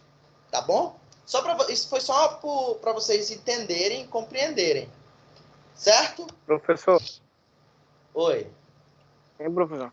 Esse semi-amputável aí pode se aplicar nesse cara que está passando um gazeta aí, que estrupou a própria filha de 5 anos, que gravou os próprios vídeos fazendo atos sexuais e escondeu? Não. Aí, ó, vamos lá. É o que eu falei. Semi-imputável são sujeitos que tiveram processos, né, acontecimentos cognitivos de incapacidade momentâneo. Exemplo, quem tem um transtorno de cleptomania, como eu falei, né? A cleptomania é esse transtorno de roubar. Eu sei que é errado, mas eu não consigo, eu roubo porque é algo que me impulsiona, eu não consigo me determinar. E é roubos irrisórios. Um sujeito desse, a gente precisa analisar, ele se enquadra justamente, pode ser uma possibilidade, dele ser um sujeito antissocial. Então, aí tem um fetichismo, tem tudo. Isso aí já não se enquadraria. Ele é um sujeito imputável. Imputável. A inimputabilidade, a semi-inimputabilidade, é voltada para pessoas que tenham transtornos mentais ou incapacidades mentais. Tá? Certo? Mas o cara que estupra a própria filha, ele não deve bem certo da cabeça, não é verdade? Wellington, você está usando aí uma visão, lógico, você tem filhos, você tem um processo pessoal, você pode estar utilizando um discurso da sua visão própria. A gente precisa trazer uma visão científica, tá? Não, um sujeito, ele pode se enquadrar no antissocial. Se você não viu a aula de transtornos mentais, de transtornos de personalidade, você precisa ver. Nós falamos sobre o transtorno antissocial. É possível que ele tenha um transtorno de personalidade antissocial, onde ele não tem afeto pelo outro. Então, a gente precisa retirar, eu sempre falo para vocês, vamos retirar essa visão. Eu compreendo que nós temos as nossas crenças, os nossos pensamentos, né?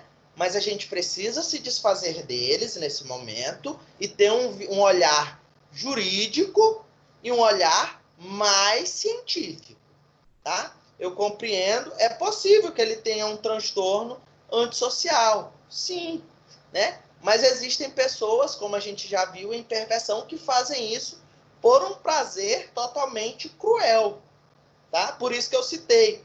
É um sujeito fetichista, que grava para ver, é um sujeito que tem uma pedofilia, pode não ser transtorno, mas pode ser uma pedofilia de perversão, e aí existem vários fatores que devem ser analisados. Quem vai fazer essa análise é o psicólogo voltado da área judiciária, tá? Bem, a capacidade de entendimento deve estar presente no momento do fato, e assim, o tempo é o segundo elemento de imputabilidade. Quero que eu falei para vocês que é a capacidade de compreender, né, o momento do fato, o momento da causa, e o tempo aqui está referente justamente à causa, tá? Ou seja, o que vai acontecer depois, o que me levou, tá? Se eu não tenho discernimento de compreender esse tempo e espaço, eu posso ser considerado... Se eu tenho essa capacidade de compreender, desculpa, eu posso ser considerado imputável. Em direito penal, para que alguém seja responsável penalmente por um delito, existem 3 condições básicas requeridas. Olha só. Primeiro, ter praticado o delito. Conforme o direito penal, todo réu é inocente até que se prove ao contrário. Isso é o nosso direito penal. Não, todo mundo é inocente até que se prove ao contrário. Não, então, aqui no Acre todo mundo é culpado até que você prove a sua inocência. A lei daqui é uma leizinha amaldiçoada. Isso aí eu já senti na pele. Como eu falei, estamos em uma visão jurídica. Retire façam a suspensão apriorística. Façam a suspensão dos seus conceitos. Mas essa é a sua visão. Mas o direito penal, ele acredita, ele destaca que para que eu possa ser considerado, né, responsável pelo meu ato, eu preciso ter praticado o delito diretamente ou indiretamente, tá, pessoal? Porque existem pessoas que podem, por exemplo, se utilizar, como eu falei para vocês, né, de vício de consentimento, onde eu posso fazer com o dolo, por exemplo, no vício de consentimento, é quando eu manipulo o Hércules a ter determinado comportamento, que se eu não tivesse feito isso, ele não realizaria. Então, isso é considerado um vício de consentimento, um dolo. Se eu pratiquei direto ou indiretamente esse ato.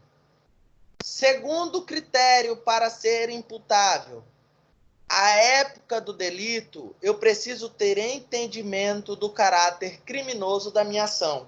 Ou seja, será que eu tinha compreensão desse ato?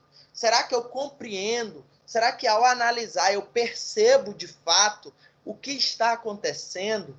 O que eu estou realizando? E 3, a época, né, do delito, ter sido livre para escolher entre praticar ou não o delito.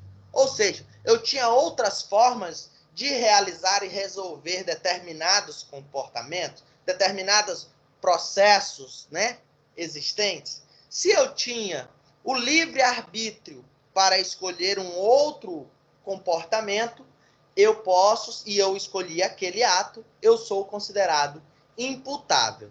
Então, se eu tenho essas 3 condições básicas, eu vou ser considerado imputável, ou seja, eu vou ser responsável penalmente pelas minhas ações. Tá bom? A capacidade de imputação jurídica dependeria da razão e do livre-arbítrio da época do crime, que é o que eu falei, né? Razão, conhecimento, compreensão sobre o ato, e livre-arbítrio, né? Escolha, poder escolher outro caminho a ser realizado. Tá bom?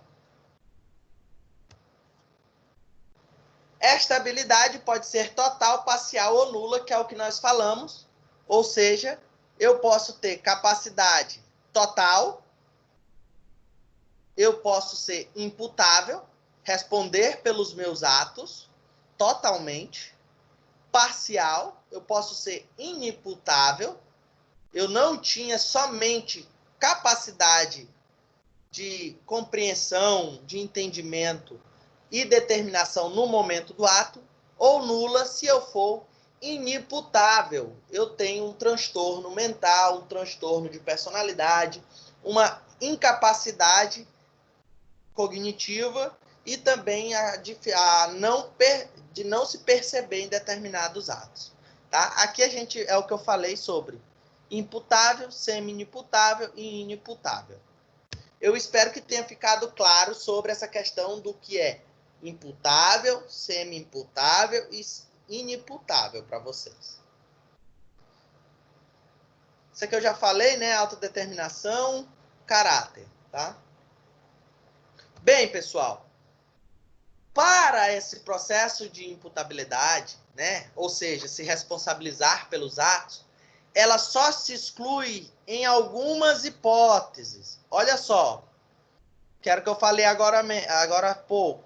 Doença mental, desenvolvimento mental incompleto ou retardado, menoridade penal. Professor, então, uma pessoa com menor idade, menor de 16 anos, ela é considerada inimputável a um crime penal. Sim, ela é. Só que ela vai fazer o quê? Ela vai cumprir uma medida de segurança, tá? Que a gente vai falar daqui a pouco, que é no Código 98 a 96. Embriaguez acidental completa e a embriaguez patológica, tá? Pode-se perceber que nem toda patologia trata-se de uma doença mental. Logo, não seria isenta de culpabilidade. Pessoal, o sujeito aqui, ó, embriaguez acidental completa, isso quer dizer o quê? Ó,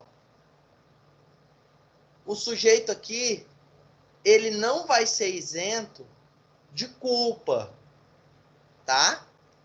Ele vai sim, que ele vai pela medida de segurança, é diferente, tá?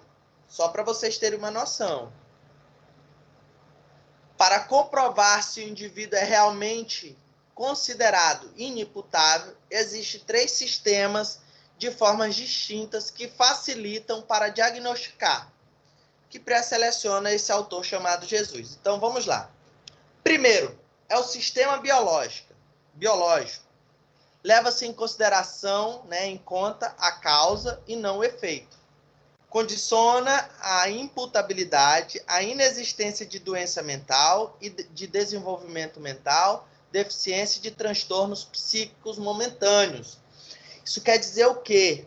Aqui eu levo em consideração os fatores biológicos, ou seja, as questões que o sujeito desenvolve, ó, questões de semi-imputabilidade. Ou seja, naquele momento do ato, devido a uma questão biológica, eu não tive, né, capacidade intelectual e de me perceber se ao ato praticado no momento. Já o sistema psicológico, que é o segundo, ela vai levar em consideração o quê? Em conta o sujeito, no momento da prática do fato, tinha condições de compreender seu caráter lícito e de determinar-se de acordo com essa compreensão ou não. Então, aqui no caráter psicológico, eu vou analisar se esse sujeito, antes do ato, era incapaz ou se depois não. Esses 2 modelos, eles são bem arcaicos, tá? O modelo biológico, por exemplo, era um modelo biológico da seguinte forma. Bem, o sujeito tem alguma doença biológica, fisiológica? que leva ele a determinado comportamento? Sim ou não? Se sim, ele se enquadraria no sistema biológico. No sistema psicológico, só se levaria em compreensão se o sujeito ele entenderia ou não o fato. Então, eu não levaria em consideração as questões biológicas, somente os processos psicológicos. E aí, hoje, nós temos o terceiro modelo, que é o sistema biopsicológico, que é o quê? Que é levar em consideração tanto as questões biológicas quanto as questões psicológicas.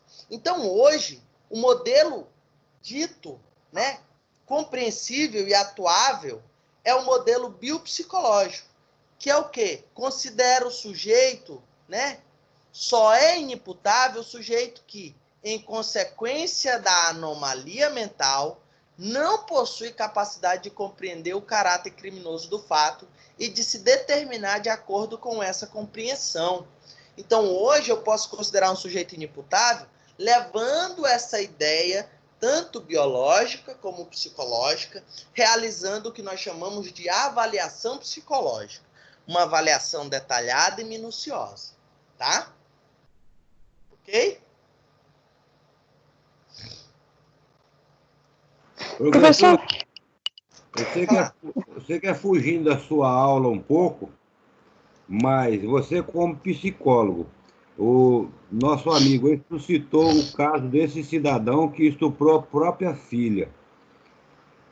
O meu ponto de vista, eu não vou dizer que seja de todos, se um homem tem a consciência de fazer um filho, ou dois, ou três, ou que seja filha, aí depois de um certo tempo, o dito cidadão, elemento, pega a própria filha, você entendeu? E quer fazer um sexo com a criança, eu não considero esse elemento como uma pessoa inimputável, não. Pelo contrário, ela é bem putável, porque um cara fez um filho, cresceu para depois fazer uma presepada Por isso que dele. eu estou falando, Hércules, veja bem, você está saindo.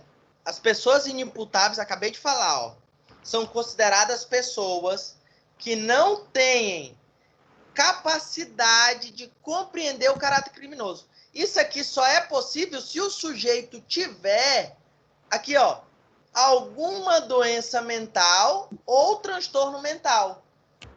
Isso aqui todos nós temos.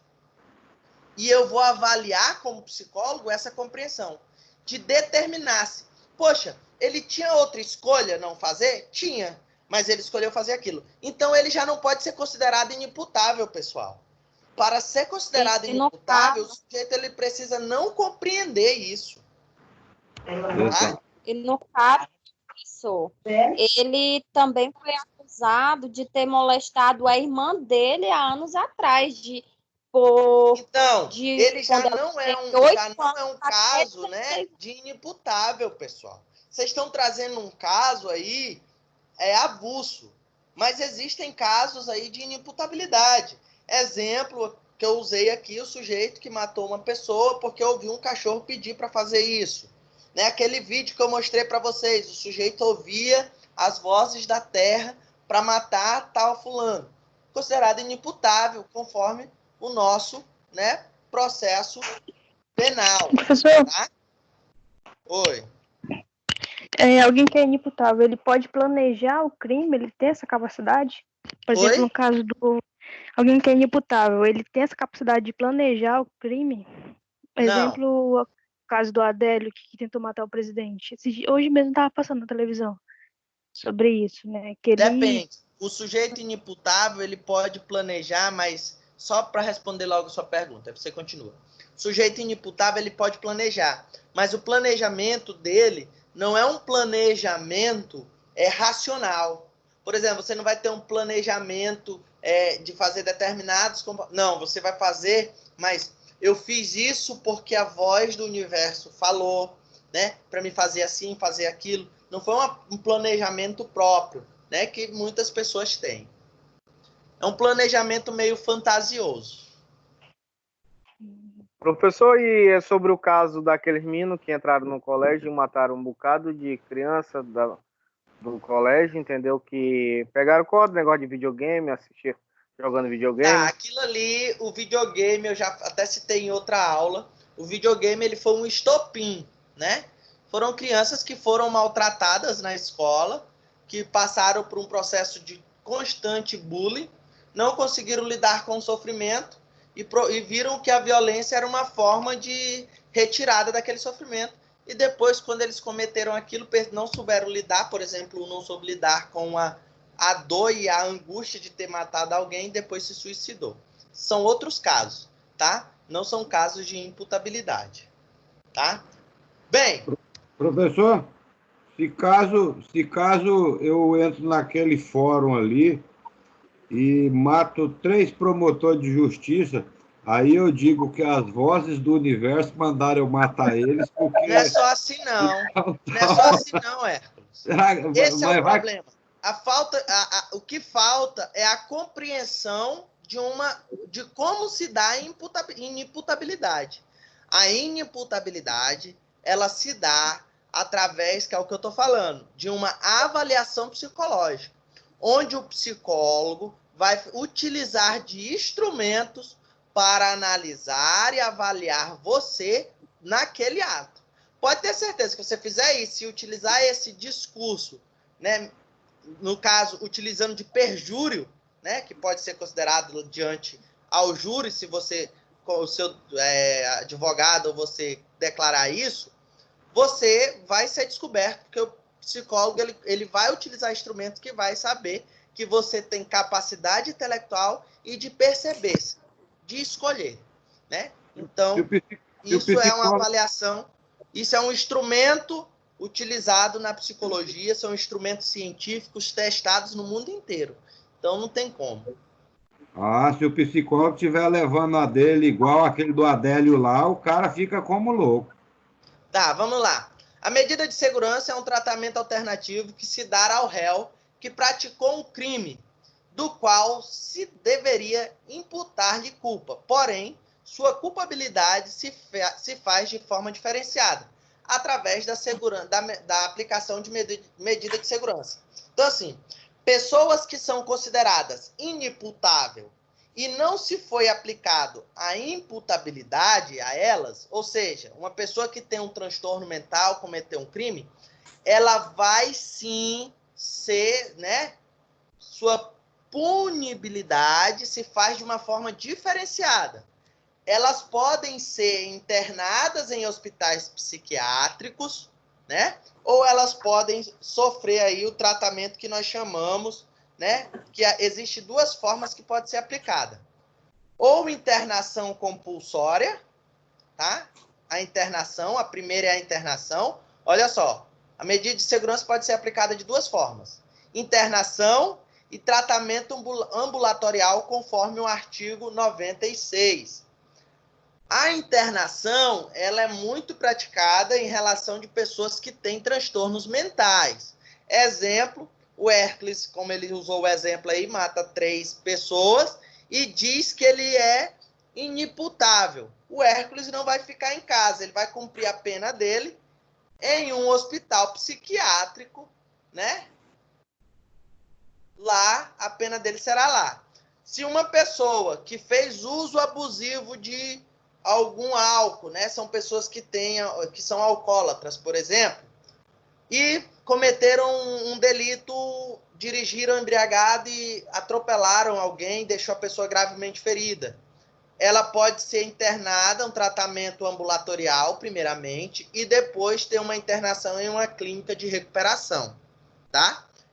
Pessoas que fazem o uso abusivo de psicoativos e são réu primário, muitas das vezes, né, se utiliza-se de medida de segurança, internações em clínicas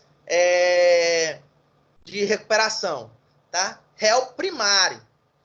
Quem não é réu primário, muitas das vezes cumpre a pena normal, tá?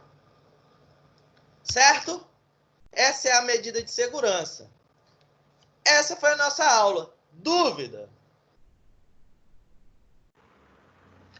Não, professor, foi muito boa. Então, é isso. A gente encerra por aqui. Oi? Beleza, Cheguei no boa final. aula. Aldreve, você tem alguma dúvida? Professor, Não, tranquilo, tranquilo. Oi. eu posso perguntar sobre professor? Quem perguntou? Só um momentinho, fala mais alto. Professor, Fala, Luzia. professor, eu posso dar continuidade na leitura do livro, professor? Da unidade 3? Pode sim, pode dar continuidade. Ele complementa a nossa aula sobre transtorno de conduta e de psicopatia que nós já falamos, tá?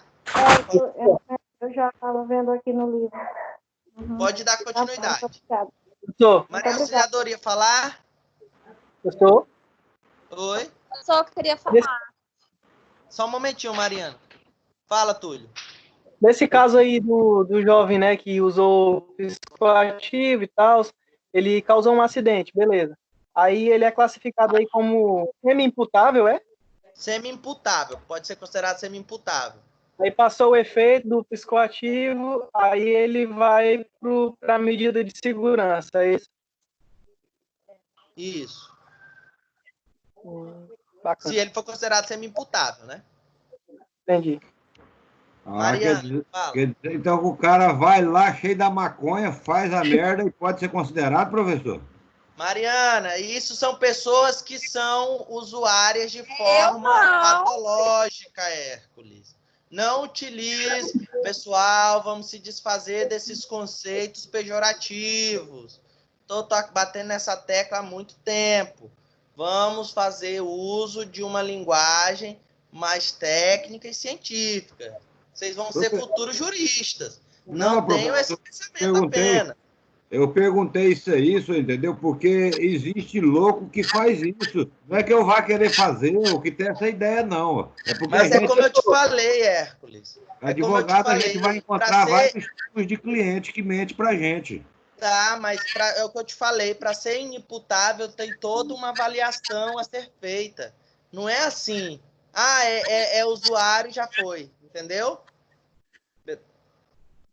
Professor, então, se encaixando nessa história, nessa situação dele aí, o cara fez uso de entorpecentes e tal, e tá transitando, beleza, no seu automóvel, e aí ele causa um acidente. Ele é semi-imputável ou ele é imputável? Ele vai ser enquadrado semi ou inimputável se depois da avaliação. Ele pode ser um dos dois, mas precisa fazer uma avaliação psicológica para isso, entendeu? Não é assim. Não é assim, eu fiz isso porque eu estava drogado. Não, galera, não é assim. Não é. Se fosse assim, era muito fácil. Tá? Vai, Mariana. Não era sobre a atividade. Que o senhor vai passar para a gente? Que isso, não fizemos o trabalho?